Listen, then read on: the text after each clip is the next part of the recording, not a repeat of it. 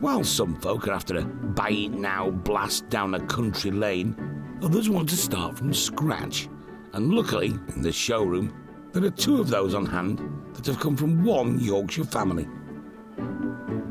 Fantastic project, absolutely fantastic. First up, a 1963 E Type in bits that was once exported to the States. A lot of work still to be done, we know that, but quite valuable at the end of the day because it's a coupe. It's the nice rake back end style on it. It's the picturesque E Type. More desirable than a Roadster and way more desirable than a 2+2. This is the one to have. That's why it's going to cause a lot of interest. Simple as that. But they're funny things, E-Types, like Aston Martins.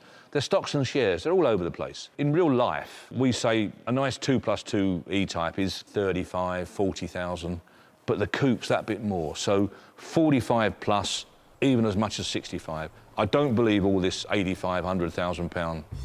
They're one of them cars that look as though they're doing 100 mile an hour stood still, and they will travel from top gear to 140 miles an hour thereabouts in top gear. 20 mile an hour, accelerate right up to 140. That is amazing when you think of it. Also looking for a new owner who's handy with a spanner is a left-hand drive Californian 1959 Triumph TR3A. There aren't that many middle-aged men nowadays buying cars in that condition. They don't have the necessary skills to do the work themselves. The costs of doing these vehicles up is quite extortionate. So it'd have to be a real enthusiast who wanted to take that sort of job on. 1959 TR3A restoration project, as you can see, 9,750, 10, 10,250, 10,5. On the internet, 10,750, David, you're out, 10,750 and going. 10,750, it's going, do you want 11? There we go. Yes or no? Brilliant project. 11. 11,000, third and last time, £11,000. That was very clever bidding. He had his target that he wanted to go to, which was just about £500 short of what it actually went for. So he bid his last bid, then watched it, and it went completely dead on the telephones and the internet. So then he had one more bid, which secured him the vehicle, which was great, and he's over the moon with it. The restoration-ready Triumph is snapped up by an enthusiast in Sussex, which leaves a Jaguar jigsaw which needs putting back together. 63 Jaguar E Type coupe restoration project, as you can see. Lots and lots of interest in it. Absentee bids, etc. Whereabouts we like to start? 41.5, 42, 43,000. 43.5. 43.5, 44. Yeah, 44. And a half, 44 and a half, 45. 45,000, I'm gonna sell it. 45 and a half, 45, 46, 46. On Jordan's phone, saw 46,000, third and last time, 46, 46,000. Hiya, it's Lucy at Matthewson's. Are you happy that you've bought yourself the E-Type? Lovely guy, been to see it twice, paid slightly more than he wanted to, but he said he was committed and he had to have it in the end. Back in the showroom, a jumble sale of Jaguar parts that sold for 45 grand is about to be collected.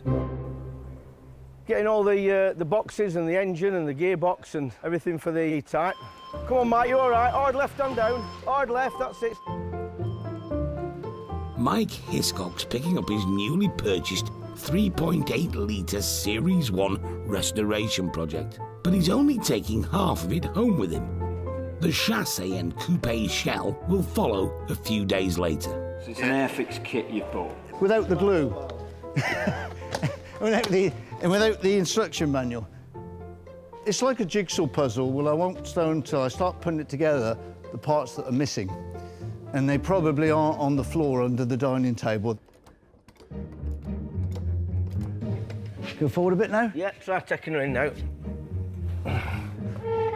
Keep coming. Right, I need to go over that way. Let me just... Right, drop her now, slowly. Ready? My feet are out at way underneath, aren't they? Yeah, you're all right. I think you'll be all right there. For what Mike's paid for the E-Type, you could buy a brand new plug-in Jag and still have some change left for your lecky bill. But Mike knows a transformed 60-year-old coupe will ultimately be worth much, much more. It is one of the desirable models, one of the most desirable models. That's why it's worth so much money. It's worth spending that money. If it was the 2+2, it would be worth half what this is worth. Do you envy Mike putting all this back into one piece, eh? Definitely not, no. Not a job you've done yourself, then? Oh, not a chance, no, no. What would it turn out like if you did it? A mess. A lot of the hard work's been done. Someone's done a lot of effort in repairing the main body shell and getting the rust out of it. So it's not as bad as it looks.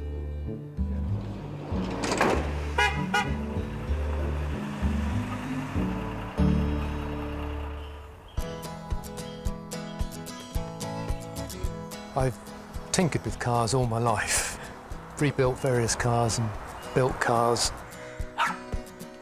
Robin Parr and his son Matthew are getting their teeth into a bit of a challenge. It was actually on 4 wheels when I bought it, and the body was on the chassis. So the body isn't on the chassis, and it's not got 4 wheels on it.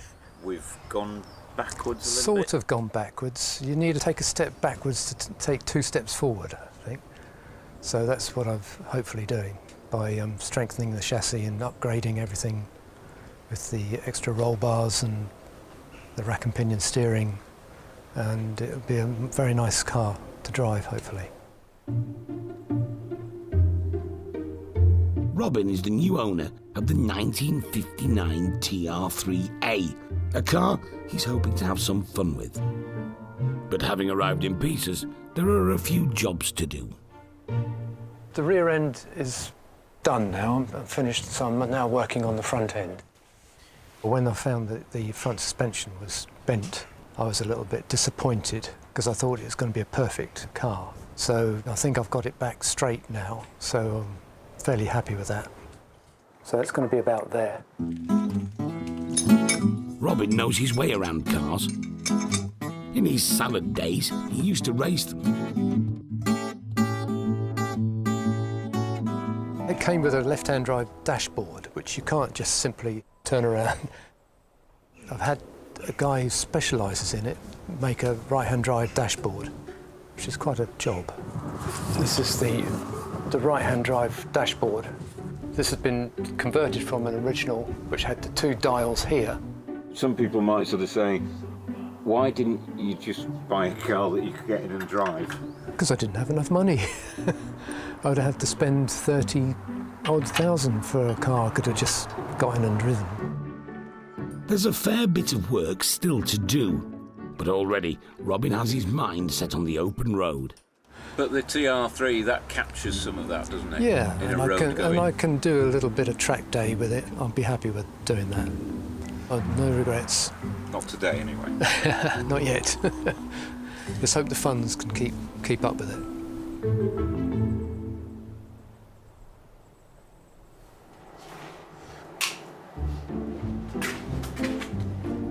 Also, in a garage in the south of England, Mike Hiscock is making sense of his new purchase and the associated boxes of bits that he picked up from the auction.